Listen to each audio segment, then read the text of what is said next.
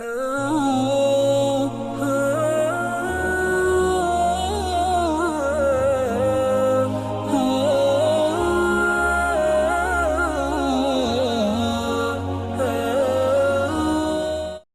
الكريم أما بعد فأعوذ بالله من الشيطان الرجيم بسم الله الرحمن الرحيم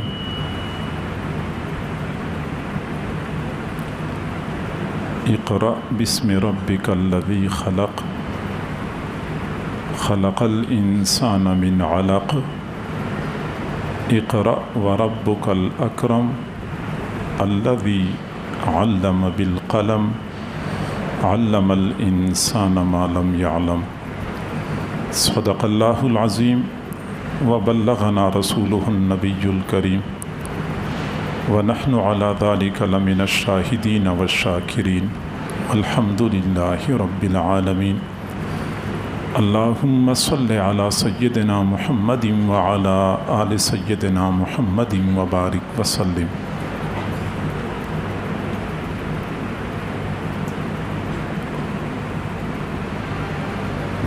اپنے برادر مکرم حضرت مولانا مفتی محمد شیراز صاحب کے حکم پہ آپ کے سامنے بیٹھا ہوں. اپنے اندر کوئی اہلیت کوئی قابلیت محسوس نہیں کرتا، لیکن میں امید کرتا ہوں کہ ان کے حکم اور ان کے حسن اعتماد کی بدولت اللہ تعالیٰ آپ کی ضرورت کے مطابق کچھ معروضات میرے دل میں القاء فرما دیں گے. سب سے پہلے تو یہ بات کہ ادارے میں آ کے مجھے بہت زیادہ خوشی ہوئی ہے. میں پہلے بھی ایک دو مرتبہ یہاں حاضر ہوا ہوں، لیکن آج ذرا مجھے تفصیلی طور پہ ادارہ دیکھنے کا موقع ملا. ادارے کی ظاہری خوبصورتی اور نظم و ضبط کا حسن واقعی متاثر کن ہے، اور اللہ کرے کہ اس حسن نظم و ضبط میں اور حسن ظاہری میں مزید اضافہ ہو. اللہ اس کو دوام نصیب فرمائے. حضرت محتمم صاحب کے اخلاص اور اساتذہ کرام کی مخلصانہ مساعی اور کوششیں اور آپ طلباء کرام کا تعاون سب کچھ جھلکتا ہوا نظر آتا ہے. طلباء اگر تعاون نہ کریں تو اساتذہ کی کوششیں ساری بیکار ہو جاتی ہیں. یہ آپ کا تعاون ہے الحمدللہ کہ اتنا اچھا بہترین نظم دیکھنے کو مل رہا ہے. عزیز طلباء، سورۃ العلق کی ابتدائی چند آیات آپ لوگوں نے سماعت فرمائی ہیں. آپ میں سے جو کتابوں کے طلباء ہیں ان میں سے اکثر طلباء کو پتہ ہوگا کہ حضور صلی اللہ علیہ وسلم پر سب سے پہلے یہ آیتیں نازل ہوئی تھی، اور ان آیتوں میں جو آغاز ہوا تھا وہ لفظ اقرأ سے ہوا تھا. اقرأ کا معنی ہے پڑھو. ہم یہ کہہ سکتے ہیں کہ ہمارے دین کا نقطہ آغاز پڑھنے سے ہے، اور پہلا حکم جو آپ صلی اللہ علیہ وسلم کو دیا گیا تھا وہ جہاد کا نہیں تھا، وہ حج کا نہیں تھا، وہ نماز کا نہیں تھا، بلکہ وہ پڑھنے کا تھا. معلوم ہوتا ہے کہ ہمارے اس دین میں پڑھنا پڑھانا کس قدر اہمیت رکھتا ہے. لیکن ایک بات عرض کروں کہ اقرأ کے بعد متصلاً اللہ نے فرمایا بسم ربک، رب کے نام کے ساتھ. سمجھانا مقصود ہے کہ پڑھنا ہے اور ساتھ ساتھ اللہ کا نام بھی لیتے رہنا ہے.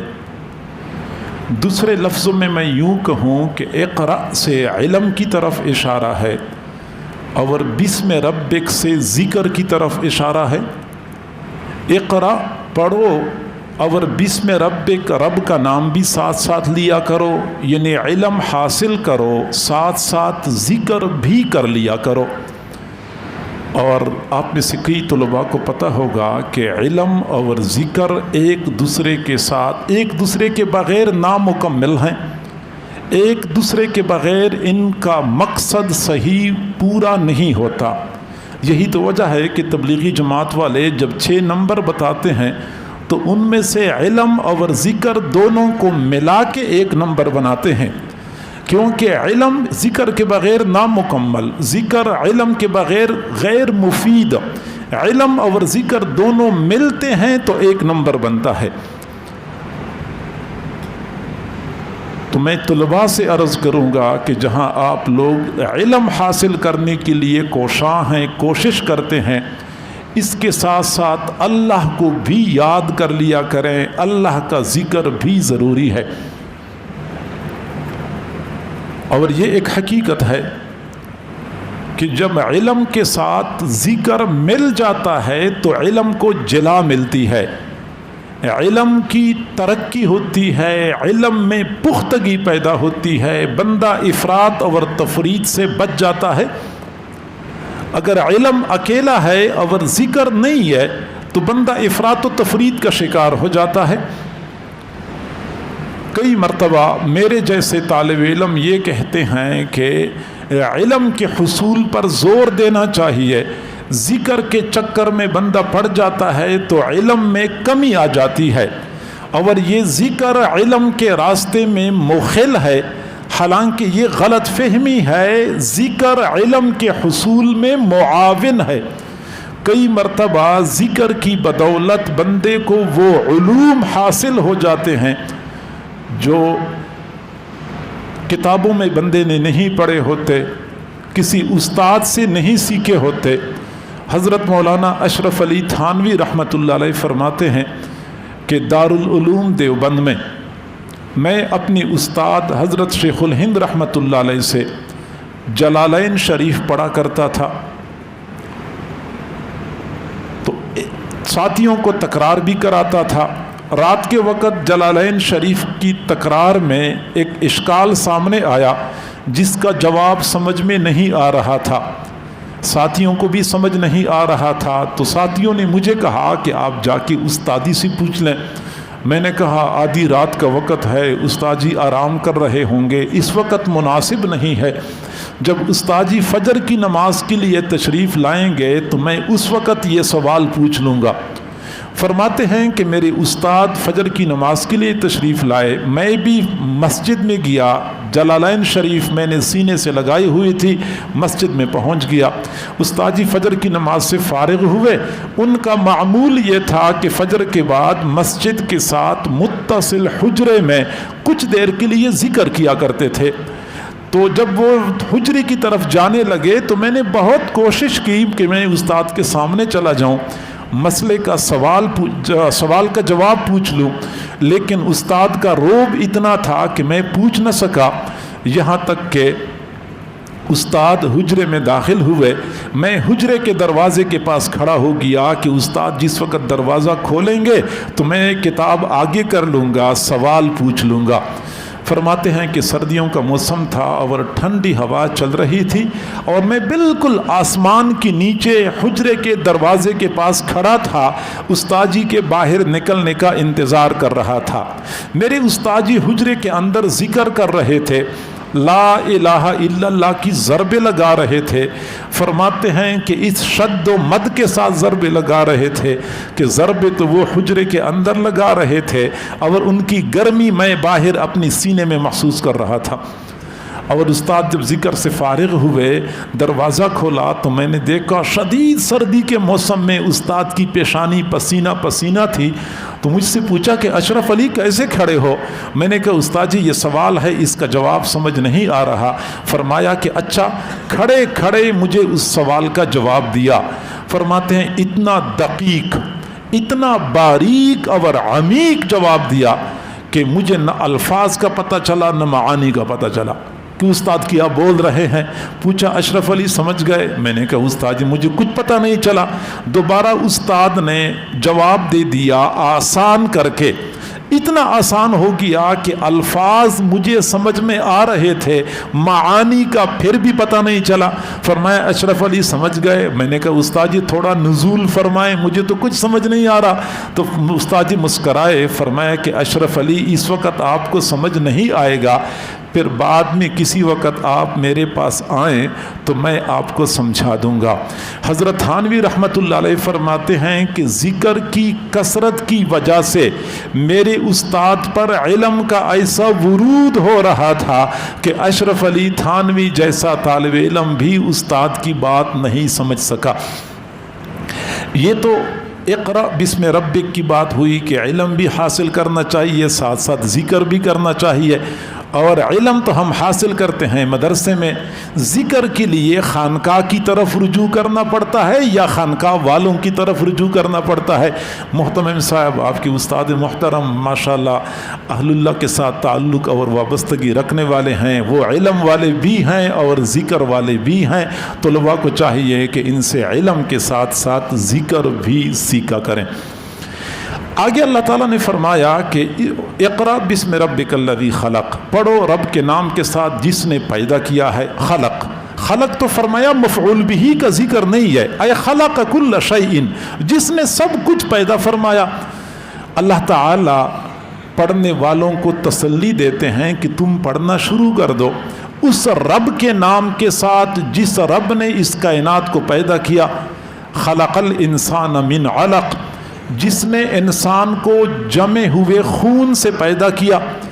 اللہ تعالیٰ سمجھانا چاہتے ہیں کہ وہ اللہ جو جمے ہوئے خون سے، ناپاک خون سے اتنا خوبصورت انسان پیدا کر سکتا ہے تو وہ آپ کو علم کیوں نہیں دے سکتا؟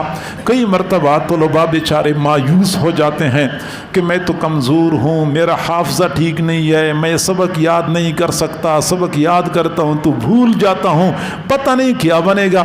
تو اللہ تعالیٰ تسلی دے رہے ہیں کہ الذی خلق الانسان من علق، وہ اللہ جس نے انسان کو جمے ہوئے خون سے پیدا کیا ہے. تو خون کے لوتڑے سے یا جمے ہوئے خون سے اللہ تعالیٰ اتنا خوبصورت انسان بنا سکتا ہے.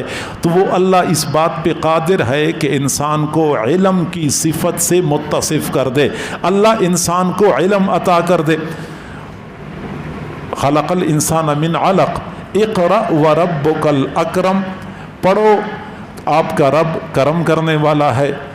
کئی مرتبہ طالب علم بیچارے علم تو حاصل کر رہے ہوتے ہیں لیکن مستقبل کے بارے میں بڑے پریشان ہوتے ہیں کہ پتہ نہیں مستقبل میں کیا بنے گا. مدرس بننا ہے تو 10,000 میری تنخواہ ہوگی، کیا بنے گا؟ امام بننا ہے تو پتہ نہیں امامت میں لوگ میرے ساتھ کیا کریں گے. فرمایا کہ آپ پڑھیں، آپ کا رب کرم کرنے والا ہے، پریشان نہ ہونا. اقرأ وربک الاکرم الذی علم بالقلم، وہ اللہ جس نے قلم کے ذریعے انسان کو علم دیا، انسان کو تعلیم دی. اصل میں یہ بات آپ کو سمجھانی ہے عزیز طلبہ. اللہ تعالی سمجھانا چاہتے ہیں کہ اللہ تعالی قلم کے ذریعے انسان کو تعلیم دیتا ہے. علم بالقلم، قلم کو تعلیم و تعلم کے لیے اللہ نے استعمال کیا ہے. آپ لوگ کتابیں پڑھتے ہیں، یہ کتابیں قلم کے ذریعے لکھی جاتی ہیں. پرانے زمانے سے قلم ہی استعمال ہوتا ہے علم کے نشر و اشاعت کے لیے. اللہ تعالیٰ تسلی دینا چاہتے ہیں کہ وہ اللہ جو بے جان قلم کو، وہ اللہ جو بے جان قلم کو علم کے نشر و اشاعت کے لیے قبول کرتا ہے، قلم کو عزت دیتا ہے. تو آپ تو ماشاءاللہ اشرف المخلوقات ہیں، زندہ جاوید انسان ہیں، عقل والے، سمجھ والے ہیں. تو اللہ آپ کو دین کے نشر و اشاعت کے لیے قبول نہیں کرے گا. تو اللہ جب کام لینا چاہتا ہے تو بے جان قلم سے کام لیتا ہے. قلم کو اللہ نے عزت دی. نون والقلم، اللہ تعالیٰ قلم کی قسمیں کھاتا ہے. حدیث شریف میں آتا ہے ان اول ما خلق اللہ القلم، اللہ تعالیٰ نے سب سے پہلے قلم کو پیدا فرمایا. اللہ نے قلم کی قسمیں کھائی ہیں.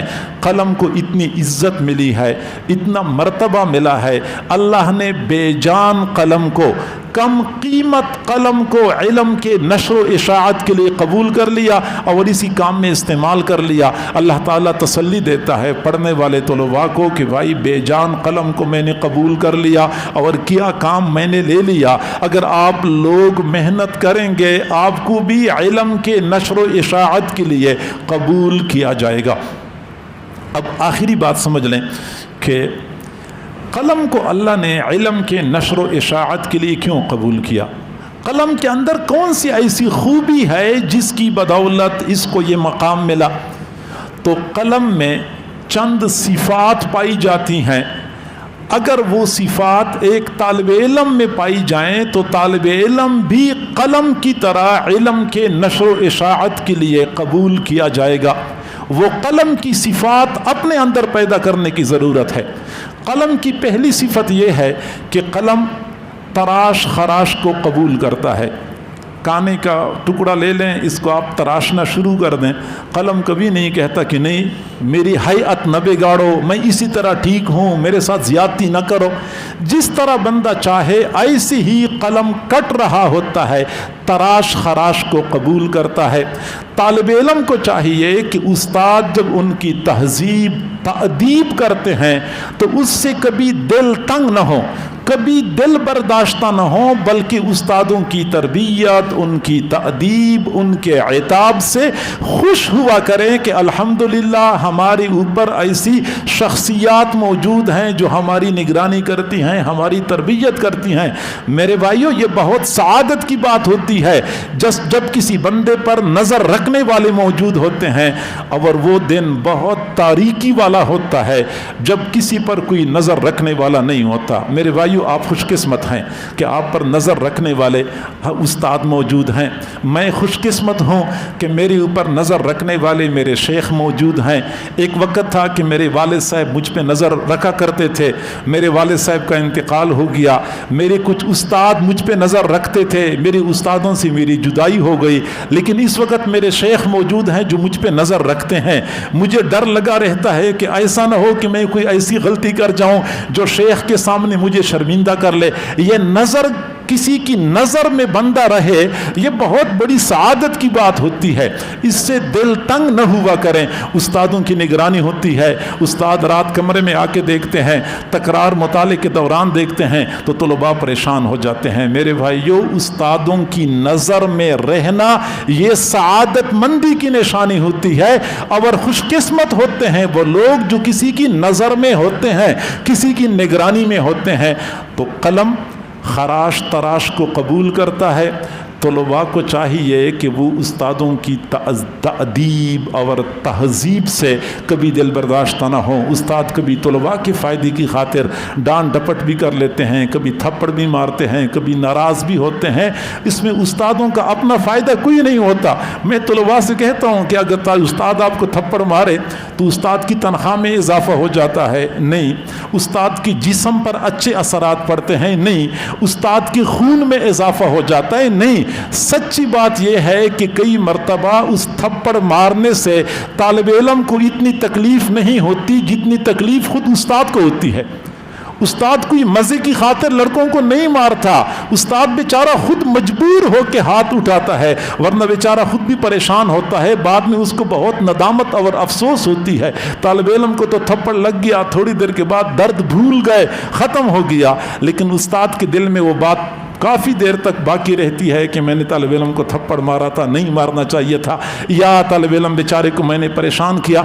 तो उस्ताद की तहजीब और तादीब से दिल बर्दाश्त न हो, ये कलम की सिफत है। तलबा के अंदर ये सिफत पैदा, तलबा को अपने अंदर ये सिफत पैदा करनी चाहिए। कलम की दूसरी सिफत ये है कि ये हमेशा के लिए कातिब के इख्तियार में होता है। लिखने वाला उसको जैसे मोड़ता है वैसे मुड़ता है। ये नहीं होता कि लिखने वाला ऐसे मोड़े, ये कहता नहीं मैंने ऐसे मुड़ना है। कभी ये कलम नशर व इशाअत के लिए इस्तेमाल नहीं होगा। ہمیشہ کے لیے لکھنے والے کے اختیار میں ہوتا ہے۔ اسی طریقے سے ایک طالب علم کو چاہیے کہ اپنے بارے میں استاد کی رائے کو معتبر سمجھے اور ہر معاملے میں استاد کے ساتھ مشورہ کرے، استاد کی رائے اور مرضی کے مطابق وہ چلتا رہے، جس طرح کہ قلم کاتب کی مرضی کے مطابق چلتا ہے۔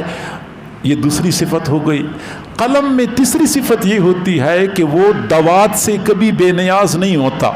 ایک حرف لکھتا ہے پھر دوات کی طرف رجوع کرتا ہے، پھر ایک حرف لکھے پھر دوات کی طرف رجوع کرتا ہے، اور اگر یہ دوات کی طرف رجوع کرنا چھوڑ دیتا ہے تو آگے علم کی نشر و اشاعت کے لیے یہ استعمال نہیں ہوگا۔ علم کی نشر و اشاعت کا کام اس سے نہیں لیا جائے گا۔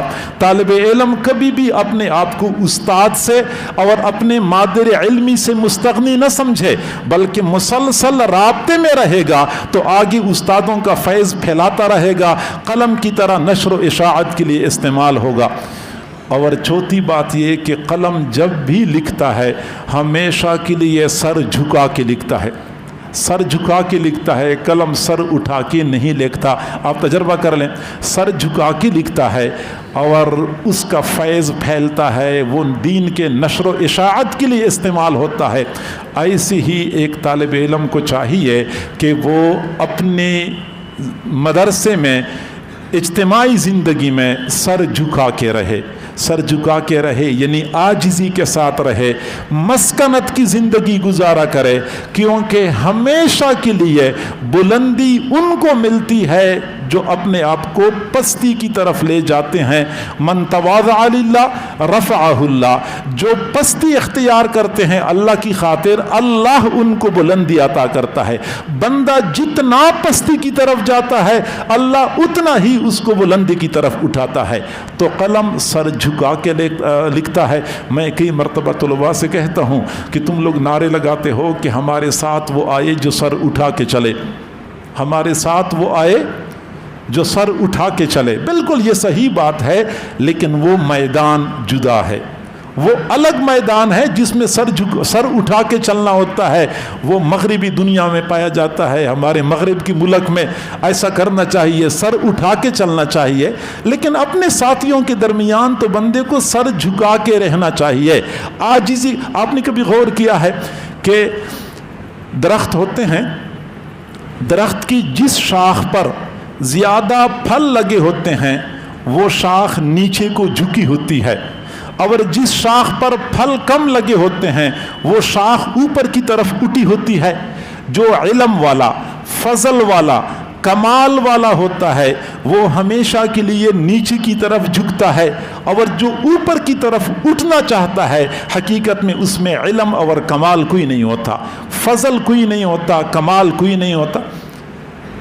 تواضع کا طریقہ سیکھ لو لوگو سراہی سے، تواضع کا طریقہ سیکھ لو لوگو سراہی سے، کہ جاری فیض بھی ہے اور جھکی جاتی ہے گردن بھی۔ وہ سراہی ہوتی ہے، سراہی سے آپ پیالہ بھرتے ہیں، ترماس سے آپ کپ بھرتے ہیں تو ترماس سیدھا ہوتا ہے تو کپ نہیں بھرا جاتا، ترماس کا سر جھکانا پڑتا ہے، تو سر جھک جاتا ہے تو اس کا فیض آگے منتقل ہوتا ہے۔ تو تواضع کا طریقہ سیکھ لو لوگو سراہی سے، کہ جاری فیض بھی ہے اور جھکی جاتی ہے گردن بھی۔ اور جو اہل وصف ہوتے ہیں ہمیشہ جھک کے رہتے ہیں، جو اہل وصف ہوتے ہیں ہمیشہ جھک کے رہتے ہیں۔ سراہی سرنگوں ہو کر بھرا کرتی ہے پیمانہ، سراہی سرنگوں ہو جاتی ہے تو پیمانہ بھر جاتا ہے۔ تو عاجزی کے ساتھ رہا کرے، ہر کسی کو اپنے سے بہتر سمجھا کریں۔ اور آپ نے کبھی غور کیا ہے کہ ہماری کھیتوں میں تربوز ہوتا ہے، جو بیلیں لگی ہوتی ہیں، پودا ہوتا ہے، بیل زمین پہ پھیل رہی ہوتی ہے، کدو ہوتے ہیں زمین پر پھیلنے والی بیلیں ہوتی ہیں، بڑے بڑے پھل ہوتے ہیں۔ یہ تربوز، خربوز بڑے بڑے ہوتے ہیں زمین پہ پھیلنے والے، یہ عاجزی والے ہوتے ہیں، زمین کی طرف جھکنے والے۔ اللہ نے بڑے بڑے پھل عطا کر دیے، اور کھجور اور سر آسمان پہ اٹھایا ہوا ہے، اللہ نے اتنا پھل دیا ہوا ہے، जितना वो सर ऊपर को उठाता रहता है फल उतना ही छोटा होता जाता है। जितना बंदा ज़मीन की तरफ जाता है उतना ही अल्लाह ताला बड़े फल अता करता है। तो जिस बंदे में जितनी आजिज़ी होती है उतना ही उसको अल्लाह ज़्यादा इल्म अता करता है, उसका ज़्यादा फैज़ फैलता है। और जिसके अंदर जितना तकब्बुर होता है उतना ही उसका फैज़ महदूद और मुनहसर हो जाता है। तो कलम की ये 4 सिफ़ात अपने अंदर पैदा करनी चाहिए। तो इंशाअल्लाह अल्लाह ताला आपको इल्म के लिए ऐसा कबूल करेगा जैसा कि कलम को नश्र व इशाअत के लिए कबूल किया है। और ये बात याद रखें अज़ीज़ तलबा, इल्म अल्लाह ताला की सिफ़त है, और जैसे अल्लाह ताला की ज़ात बुलंद है ऐसी ही अल्लाह की सिफ़ात भी बुलंद हैं। और जैसे अल्लाह की सिफ़ात बुलंद हैं, जो बंदा अल्लाह की सिफ़ात के साथ मुत्तसिफ़ हो जाता है अल्लाह उसको भी बुलंदी अता करता है। अल्लाह ताला फरमाते हैं यरफ़इल्लाहुल्लज़ीना आमनू मिनकुम वल्लज़ीना ऊतुल इल्म दरजात। अल्लाह ईमान वालों को बुलंद करता है और इल्म वालों के कई दर्जे बुलंद कर देता है। इल्म को अल्लाह ने बड़ी फजीलत अता फरमाई है। आप अंदाज़ा लगाएं, इल्म के सामने फरिश्ते सरनिगू हैं, इल्म के सामने बादशाह और सलातीन सरनिगू हैं, इल्म के सामने अंबियाए किराम भी सरनिगू नज़र आते हैं। मैं दोबारा बात कर लूँ, इल्म के सामने फरिश्तों के सर झुक जाते हैं, इल्म के सामने बादशाहों के सर झुक जाते हैं, बल्कि इल्म के सामने हज़रात अंबियाए किराम भी ताज़ीम और एहतराम वाला मुआमला किया करते थे। फरिश्तों के सर कैसे झुक जाते हैं कि जब हज़रत आदम अलैहिस्सलाम के पास ज़्यादा इल्म था, फरिश्तों के पास थोड़ा इल्म था, तो अल्लाह ने फरिश्तों को हुक्म दिया उसजुदू आदम, तुम हज़रत आदम अलैहिस्सलाम के सामने सजदा कर लो। तो वो पहले दिन अल्लाह ने दुनिया वालों को बता दिया कि जहाँ इल्म होता है वहाँ सर झुकाना पड़ता है। फरिश्तों ने सर झुकाया, फरिश्तों ने सर झुकाया। अल्लाह ने इल्म की अज़मत का एहसास दिलाया लोगों को कि इल्म किस कदर अजीम नेमत है। और सिर्फ ये नहीं बल्कि बाद में भी जब मौका मिलता है फ़रिश्ते इल्म के सामने आजिज़ी का मुज़ाहरा करते हैं। तालिब इल्म जा रहा होता है, आपने कई मरतबा उस्तादों से हदीस सुनी होगी कि फ़रिश्ते ताज़ीम और एहतराम में तालिब इल्म के लिए अपने पर बिछाते हैं। फ़रिश्तों को पता है कि इस तालिब इल्म के पास बहुत अजीम नेमत मौजूद है। हज़रत मौलाना अनवर शाह कश्मीरी रहमतुल्लाह अलैह की वफ़ात की रात थी। उनकी अहलिया का बयान है कि रात का वक़्त था, हज़रत की तबीयत ख़राब थी, तो मैं हज़रत की तीमारदारी और ख़िदमत में मसरूफ़ थी। आधी रात के वक़्त मैंने अपने कमरे का दरवाज़ा खिड़की खोली तो मुझे सहन में, अपने घर के सहन में नज़र आया कि घर के सहन में सफ़ेद पगड़ियाँ बांधे हुए, सफ़ेद कपड़े पहने हुए इतने लोग मौजूद थे कि पूरे सहन में कदम रखने की जगह नहीं थी। मैं हैरान हो गई कि या अल्लाह, आधी रात के वक़्त हमारे घर में ये कौन लोग आए हैं। मेरा ये ख़्याल था कि शायद मदरसे के उस्ताद और तलबा हज़रत की अयादत के लिए आए हैं। फिर मैंने सोचा कि आधी रात के वक़्त कौन अयादत के लिए आता है। अभी मैं ये सोच ही रही थी कि हज़रत ने फरमाया कि मुझे पानी पिला दो। मैंने पानी का गिलास उठाया, हज़रत को सहारा दिया, पानी पेश किया। हज़रत ने पानी पिया और फिर सरहाने पे सर रखा, किबला की तरफ रुख मोड़ा और ला इलाहा इल्लल्लाह कहा, रूह परवास कर गई।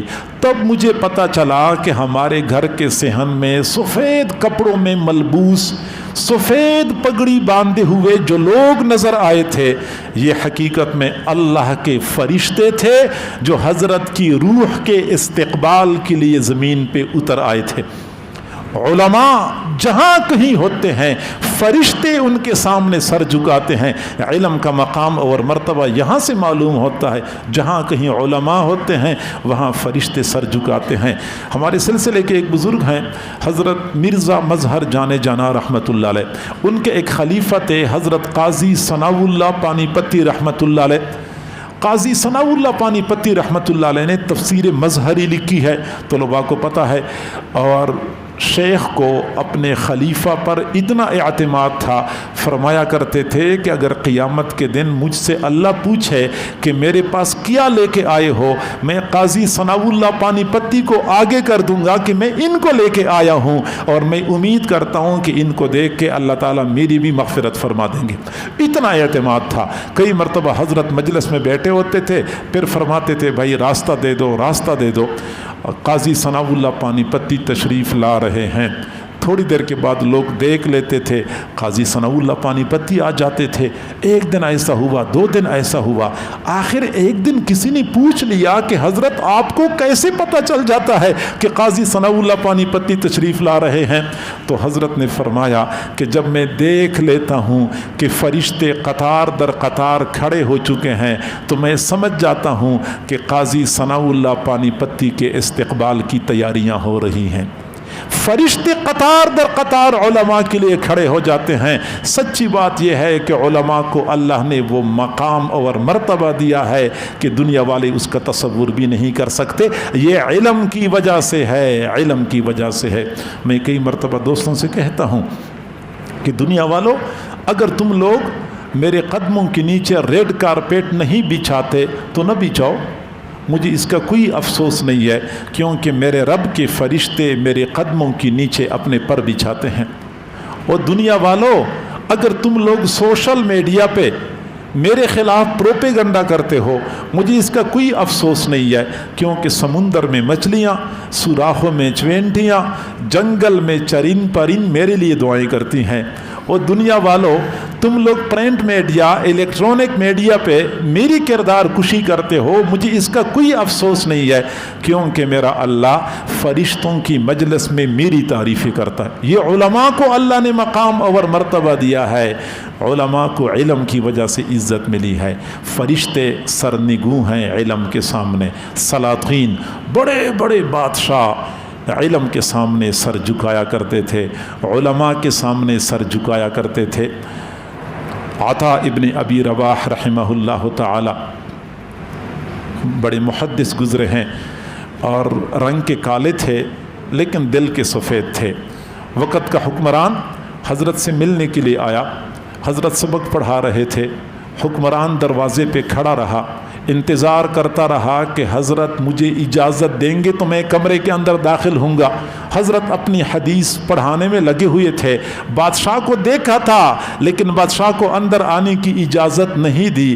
کتابوں میں لکھا ہے کہ 1 پہر تک بادشاہ نے انتظار کیا، 1 پہر تک۔ 1 پہر 3 گھنٹوں پر مشتمل ہوتا ہے، دن رات 8 پہر پر مشتمل ہیں، تو 1 پہر 3 گھنٹوں پر مشتمل ہوتا ہے۔ بادشاہ 3 گھنٹے دروازے پہ کھڑا انتظار کرتا رہا اور حضرت نے اس کو آنے کی اجازت نہیں دی۔ بادشاہ مایوس ہو کے واپس جا رہا تھا اور اپنے بیٹے سے کہہ رہا تھا کہ بیٹا، اسی لیے تو میں تجھے کہتا ہوں کہ پڑھا کرو، دیکھتے نہیں ہو اس کالے کلوٹے عالم کے سامنے مجھے کئی مرتبہ ایسے ذلیل ہونا پڑتا ہے۔ تو بادشاہ علم کے سامنے سرنگوں۔ حضرت موسیٰ علیہ السلام کو پتہ چلا کہ حضرت خضر علیہ السلام کے پاس علم ہے، میرے پاس وہ علم نہیں ہے، تو علم کے حصول کے لیے وہاں چلے گئے، اور حضرت خضر علیہ السلام سے فرماتے ہیں هل اتبعک علی ان تعلمنی مما علمت رشدا، میں آپ کی اتباع کروں گا، میں آپ کی پیروی کروں گا۔ دیکھیں حضرات انبیاء کرام علم کے سامنے کس قدر عاجزی کا اظہار کرتے ہیں کہ میں آپ کی پیروی کروں گا۔ تو علم وہ نعمت ہے جس کے سامنے فرشتے سرنگوں ہیں، جس کے سامنے بادشاہ سرنگوں ہیں، جس کے سامنے حضرات انبیاء کرام بھی سرنگوں نظر آتے ہیں۔ آپ کو طلباء کو اللہ تعالیٰ نے اس عظیم نعمت کے لیے منتخب فرمایا ہے۔ آپ خود نہیں نکلے گھروں سے، آپ کو اللہ نے چنا ہے۔ آپ کبھی غور کریں نا اپنے اڑوس پڑوس میں، اڑوس پڑوس میں 10 گھر ہیں، 10 گھروں میں اللہ نے آپ کے گھر پر نظر ڈالی، پھر آپ کے گھر میں آپ کے والد کی اولاد میں سے، آپ کے بہن بھائیوں میں سے آپ کا چناؤ کر لیا۔ اگلے پورے گاؤں میں اللہ نے نظر ڈالی، پھر ایک آدمی کے گھر پہ نظر ڈالی، اس میں سے ایک اگلے بچے کا چناؤ کر لیا، پھر اگلے گاؤں سے اگلے بچے کا چناؤ کر لیا، تم چنے ہوئے بندے ہو۔ ثم اورثنا الکتاب الذین اصطفینا من عبادنا، پھر ہم نے اپنی کتاب کا وارث ان لوگوں کو بنایا جو میرے بندوں میں سے چنے ہوئے بندے تھے۔ اللہ تعالیٰ نے تمہارا چناؤ کیا ہے، پتہ نہیں کہاں کہاں سے اللہ نے تمہیں اٹھا کے اس مرکز علم و عرفان میں پہنچایا ہے۔ اب آپ کو چاہیے کہ اللہ تعالیٰ کی اس انتخاب پر اللہ کا شکر ادا کریں کہ اللہ میرے اندر تو کوئی خوبی نہیں ہے، میرے اندر تو کوئی کمال نہیں ہے، یہ تیرا کرم ہے کہ میرے تمام تر عیوب کے باوجود تو نے مجھے اس عظیم کام کے لیے چن لیا ہے۔ اس بات پہ تو قادر تھا کہ میں کسی فیکٹری میں کام کرتا، میں کسی ورکشاپ میں کام کرتا، میں کسی ہوٹل میں برتن دھونے پہ لگ جاتا، اللہ تو نے مجھے قرآن اور حدیث جیسے عظیم نعمت کے لیے منتخب کیا ہے۔ اللہ تیرا مجھ پہ کرم اور احسان ہے۔ ایک تو اللہ کا شکر ادا کریں، اور شکر زبان سے بھی ادا ہوتا ہے۔ شکر کا کامل طریقہ یہ ہے کہ بندہ اللہ کی نافرمانی سے بچے۔ واتقوا اللہ لعلکم تشکرون، واتقوا اللہ لعلکم تشکرون، تم تقوی اختیار کرو تاکہ تم شکر ادا کرنے والے بن جاؤ، تقوی پرہیزگاری والی زندگی گزاریں، گناہوں سے پاک صاف زندگی گزاریں، کیونکہ گناہ علم کے حصول میں رکاوٹ بن جاتے ہیں، تقوی پرہیزگاری علم کے حصول میں معاون ہے۔ واتقوا اللہ ویعلمکم اللہ، واتقوا اللہ ویعلمکم اللہ، تم اللہ سے ڈرو، یعنی اللہ کی نافرمانی نہ کرو، اللہ تمہیں علم عطا کر دے گا۔ تو گناہوں سے پاک صاف زندگی گزاریں، یقیناً اللہ تعالیٰ تمہاری توقع سے بھی بڑھ کے علم عطا کر دے گا۔ وَلَوْ أَنَّ أَهْلَ الْقُرَىٰ آمَنُوا وَاتَّقَوْا لَفَتَحْنَا عَلَيْهِمْ بَرَكَاتٍ مِّنَ السَّمَاءِ وَالْأَرْضِ، یہ بستیوں والے لوگ ایمان لاتے، تقوی اختیار کرتے، ہم ان پر آسمان سے برکتوں کے دروازے کھول دیتے، زمین سے برکتوں کے دروازے کھول دیتے۔ تو زمینی برکتیں تو کھانے پینے کی برکتیں ہیں، رزق کی فراخی ہے، آسمانی برکتوں سے کیا مراد ہے؟ یہ علم ہے، روحانی نعمتیں ہیں۔ تو تقوی کی وجہ سے اللہ تعالیٰ علم کے دروازے کھول دیتا ہے، گناہ کی وجہ سے علم کے دروازے بندے پر بند ہو جاتے ہیں۔ عصیان اور نسیان آپس میں لازم اور ملزوم ہیں۔ اکثر طلباء کہتے ہیں حافظہ کمزور ہو گیا، سبق یاد نہیں ہوتا، اس کی وجہ یہ ہوتی ہے کہ وہ گناہ کرتے ہیں۔ عصیان اور نسیان لازم ملزوم، جہاں عصیان ہوگا وہاں نسیان ضرور ہوگا، جہاں گناہ ہوں گے وہاں حافظہ کمزور ہوگا۔ اللہ تعالیٰ تمام طلباء کو نافع علم عطا فرمائے، اور حفظ والے بچوں کے لیے قرآن کا یاد کرنا آسان فرما دے، تمام طلباء کو اپنے نیک مقاصد میں کامیابیاں نصیب فرما دے۔ آپ